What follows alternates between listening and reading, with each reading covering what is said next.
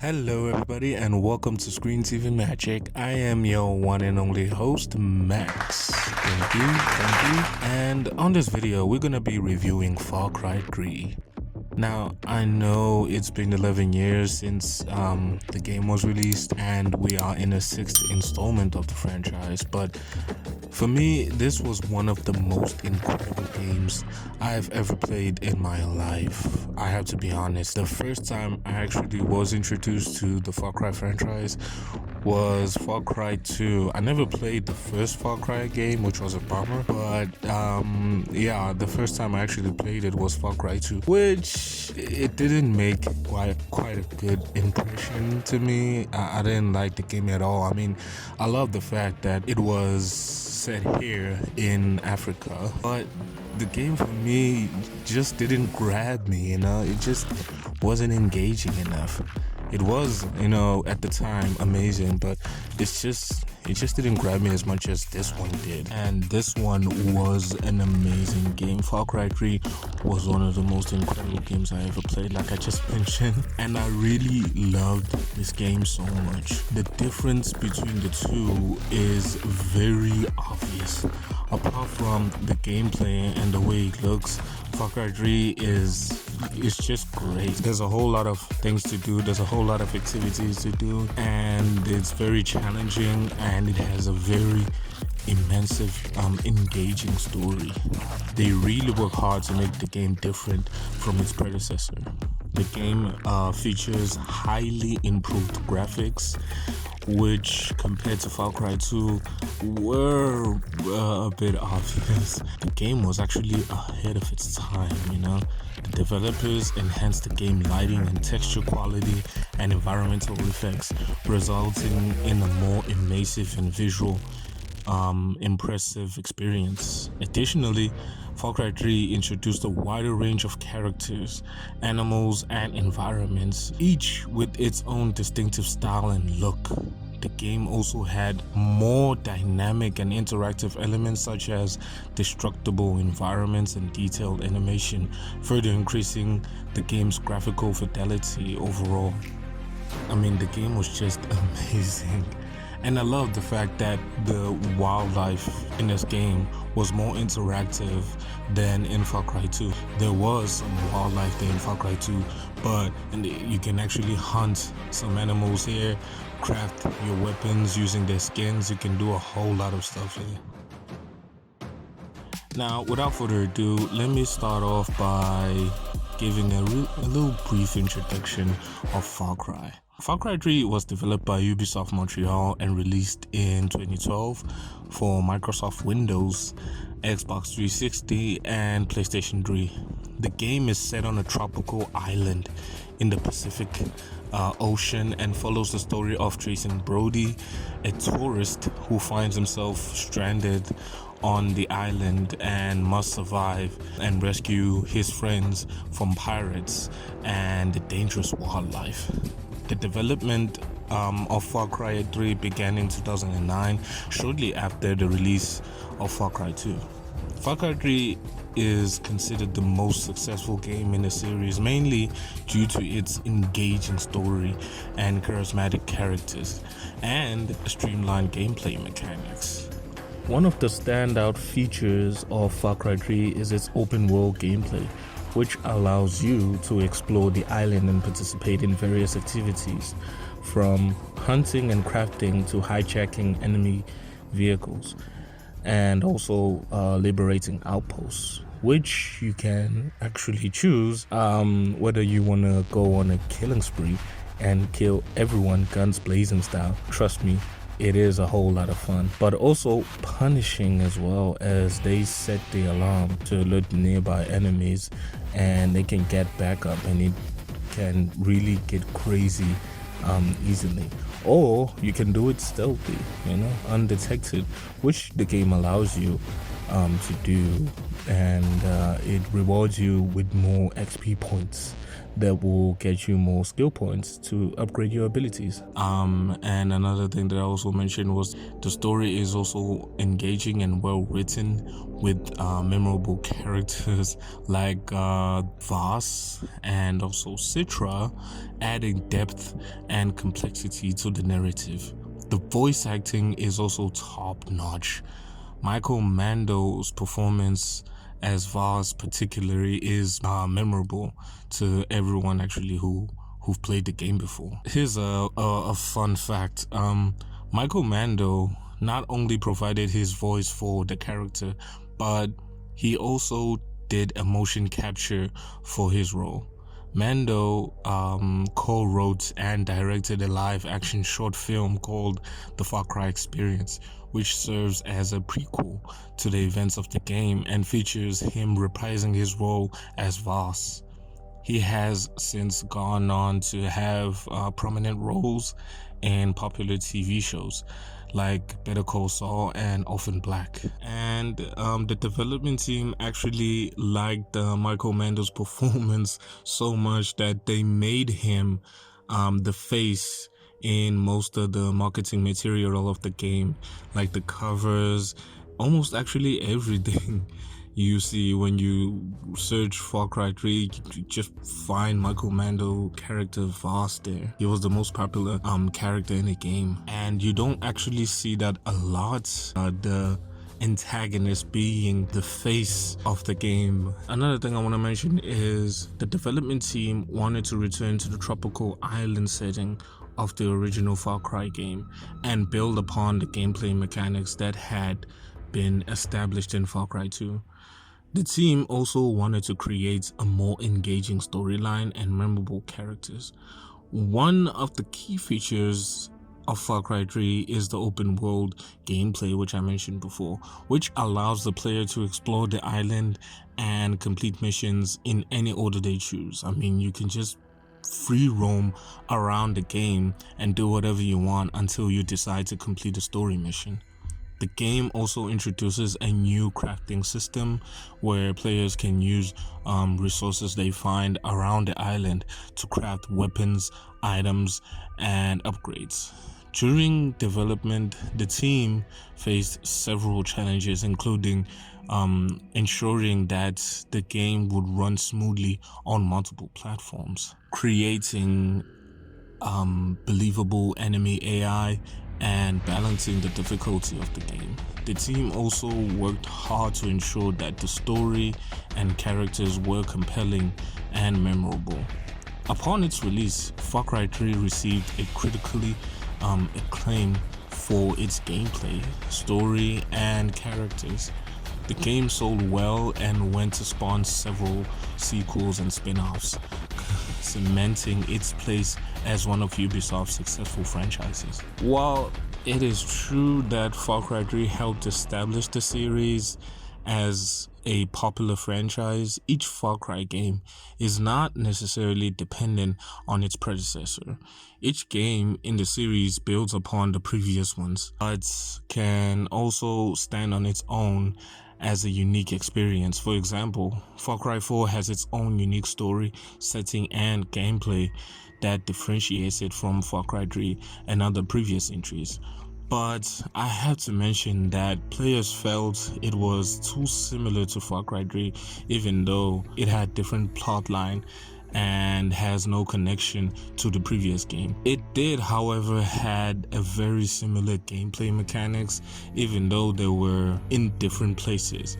Like the crafting system in the menu was in a different place other than in Far Cry 3, and the skill section where you select and upgrade your skills, it's also in different places, but it worked the same way, and it had different elements to it. You know, they did add some different elements to it, but it did the same thing. Anyway, the players felt the game was released too soon, so Ubisoft made sure to take their time to release the next entry, which was a good idea, and it worked as Far Cry 5 became successful. For that, I'll have to say well done Ubisoft for listening to the players, you know, listening to your audience, because that's who you're selling the game to, you know. It's not everyday companies get to do that, but Ubisoft did, and it paid off. Anyway, I'm getting sidetracked. Back to Far Cry 3. Next thing we're gonna look at is the plot line and its protagonist, Jason Brody, the guy behind the gun, the man with the tattoos and the knife, the man behind the voice. No, not that guy. That's the actor. I mean the character he plays in. Yes, him, Jason, aka Snow White. So in the game, we follow the story of Jason Brody, a young man who is vacationing with his friends on a tropical island after they are captured by pirates. Jason and his friends are taken prisoner by Vaz Montenegro, the leader of the pirates. California boy's got a hard on for jungle fever. Oh man, I love this guy. When he's on the screen every time, making fun of Jason and his friends, he's just so cool. Like, he's so charismatic. He keeps going on a rant about the definition of insanity. Did I ever tell you what the definition of insanity is? Insanity is doing the exact same fucking thing over and over again, expecting shit to change. Which makes you wonder every time. It's like a riddle, I guess, Ubisoft throw at you. I always thought it meant something, but it's just Vaz being Vaz, messing with you all the time, making Jason and you, the player, angry as he forces Jason to go on a dangerous missions and complete series of tasks in order to save his friends. As Jason progresses through the game, he becomes more and more ruthless and skilled, eventually becoming a powerful warrior in his own right. He learns how to hunt, gather resources, and create his own weapons, as well as how to navigate the treacherous politics of the island's various factions, as they see him as some sort of a prophet or a warrior to save them from the pirates in Vaz. Ultimately, Jason faces off with Vaz in a climactic battle and defeats him. Not easily, might I add, because as the game puts it, Vaz is a strong warrior, and this is revealed each time he catches you and forces you to escape. And each time, Jason almost dies, but survives by luck. And after you defeat him, it is revealed that Citra, the Rakyat leader, is Vaz's sister, and she helps you, making be stronger than him. But the island troubles are far from over. Jason goes on a fight against the island's final boss, Hoyt. And this guy is just invisible throughout the game. I mean, you see him every now and then, but he's mentioned maybe once or twice, but he's just never there, It's after you kill Vaz, where you actually get to sit on a mission to actually go directly to him and you faces him, but it just doesn't seem like the final boss to me. It just doesn't look like it, The game doesn't focus enough on him, but you can see that they focus very much on Vaz. But after you kill Vaz, it's just okay, now you get to kill that other guy now. It's just weird. And you get to go to his island where he has an army of mercenaries, ultimately saving Jason's friends. But Citra and the people of the island are not very happy with Jason for leaving the island, so they kidnap his friends and forces him to choose whether he wants to stay or go. And each choice has a different ending, depends on what you choose. Ultimately, if you choose to stay on the island, Jason will kill his friends, and him and Citra will sleep together. Yeah, I know how it sounds, but yeah, that's what happens anyway. I mean, come on. Yeah, they do actually get it on.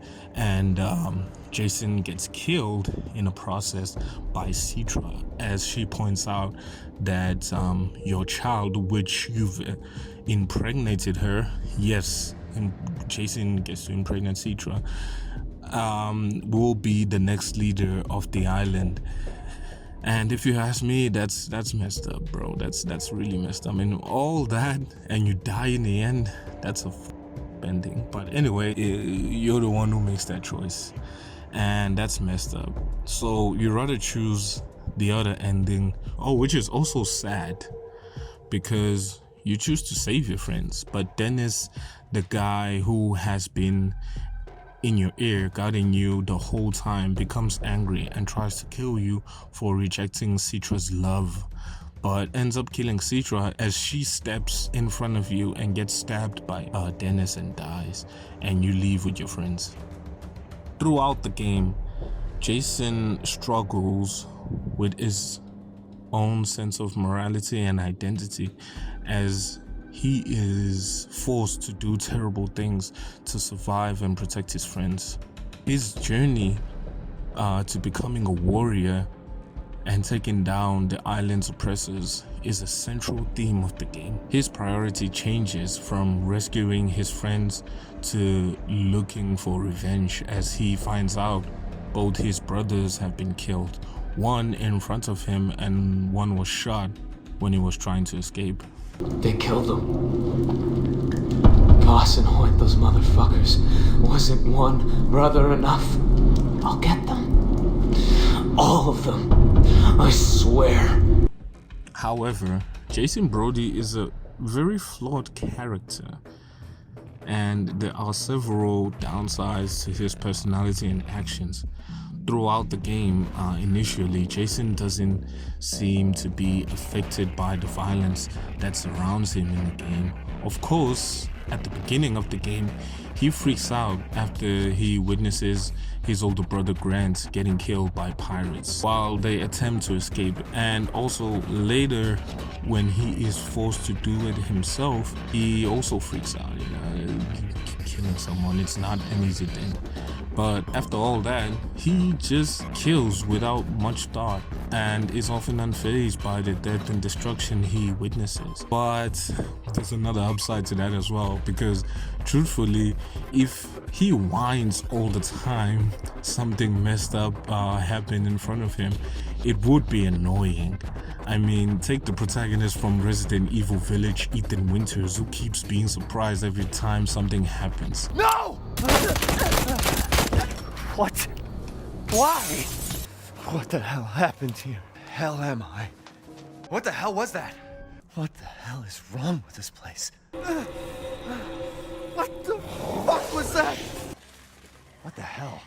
What the hell is going on here? Even though it doesn't feel realistic, but I like to think Jason is like a powerful warrior, he just blazed through everything and everyone in front of him. Throughout the game, Jason becomes more and more cocky and self-assured in his abilities. This overconfidence leads him to make reckless decisions that put him and his allies in danger.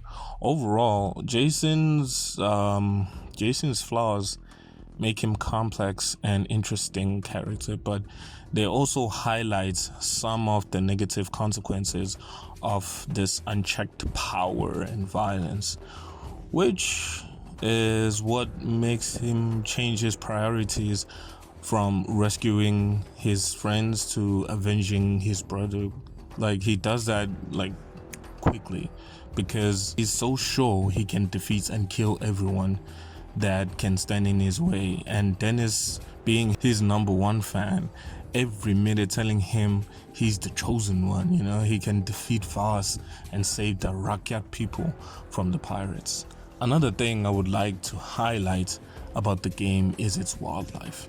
Now, I did mention that before, but let's just go through that, really deep to that. Oh man, in Far Cry 3, the wildlife plays an important role in the game, as they are constant threat to you, the player, in this open world environment.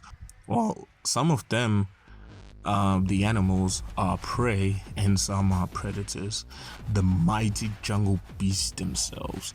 And in the game, they don't play. You know, they really don't play. They will kill you when they see you. You must survive by crafting syringes that will help you see where they are. And also, you can craft another syringe which can repel them from biting you or attacking you. You know, making it easy for you to actually kill and skin them, because you actually need to kill and skin all the animals of the island, you know, to upgrade your gear. Now, there are multiple types of predators in the island, each with different strengths and weaknesses. But if you ask me, you easily purchase a shotgun and it doesn't matter which one you get to which one you actually face off. You know, you just blast them before they can get near you. The difference is where you actually hit them with the shotgun. Obviously, headshots always kills, but some, it doesn't matter where you shoot them. As long as you kill them and the game doesn't punish you as much as the other games actually do, like in Far Cry 4. If you kill other animals with a different gun, the skin becomes damaged and unable to use. The only thing you can do with that skin is just to sell it. Or if you hit an animal in Far Cry 5 with a car, it becomes roadkill and the skin also becomes damaged. Luckily in that game, you can only sell the skins, you know, there's no crafting mechanic. It's just different in that game. Anyway, enough about that. So I'm gonna do like a list format for these animals, and before I even do that, I would also like to mention you can find these animals on the map, and each have their own territory marked on the map, just in case you want to take a break from doing missions and hunt animal skins, you know, to upgrade your weapons. It's actually quite fun. There are even wanted posters for rare creatures on the outpost bulletin board, which you can do, and you will need rare skins to complete your weapon and loot upgrades to carry more stuff that will help you in your story missions. It's completely optional if you want to complete these missions or continue with less weapons and bullets. It's completely up to you. I mean, when I first actually played this game, I played it with 3 guns. I finished it with 3 guns, but I was playing it on a normal level, so I wasn't that much good in it, but I did actually get to finish the game, so that matters. Now, in conclusion, Far Cry 3 is a visually stunning game. I mean, it was ahead of its time. The complex, unpredictable story, coupled with the dynamic open-world gameplay, makes for a thrilling adventure that will keep you engaged for hours.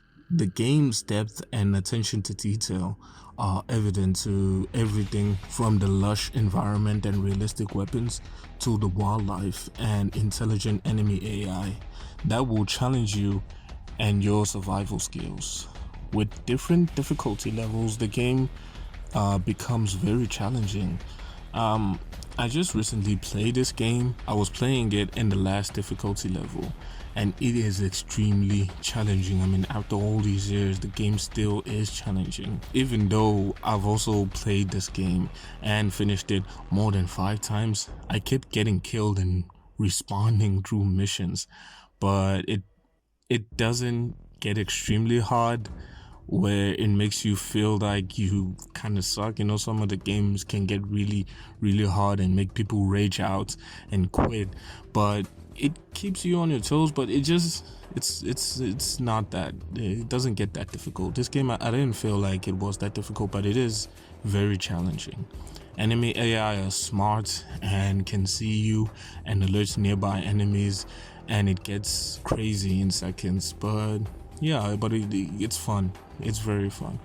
You can always choose the lower level if you're starting out, so you can enjoy yourself without getting killed a lot. And when you feel like you're up for a challenge, you can take a lot of enemies at the same time. You can go up a level, which I recommend you do. It's a whole lot of fun. Though the game does have its flaws, such as occasional repetitive missions and sometimes frustrating mechanics. More difficult missions, and overall experience is well worth it. You know, the experience is well worth it. The game offers a breath of fresh air in the industry that often relies on stale formulas and predictable tropes. While the graphics may not be as advanced as the newer games, many players still enjoy Far Cry's 3 unique setting and storyline and gameplay. Ultimately, whether the game still looks good in 2023, which I think it still does, it's actually subjective to a personal opinion, but to me it does look good. I mean, just look at it, you know, the lush environment, you can still play it and won't feel like an old game, you know. Overall, Far Cry 3 is a must play, not just for fans of the series, but for anyone looking for a well-made and engaging first-person shooter.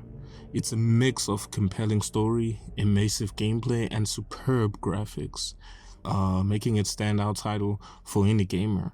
Whether it's your first time diving into the world of Far Cry or your 10th, Far Cry is an experience that shouldn't be missed. You know, to me, it is actually like, you know, my 6th time actually diving into the game. And I can't believe I'm still playing this game till today. You know, it was released in 2012, but it still looks good. And yeah, man, with that, guys, we've reached the end of our videos. If you made it this far, I would like to thank you so much for taking your time and watching my content. Please don't forget to like and subscribe. Thank you guys for watching. See you next time.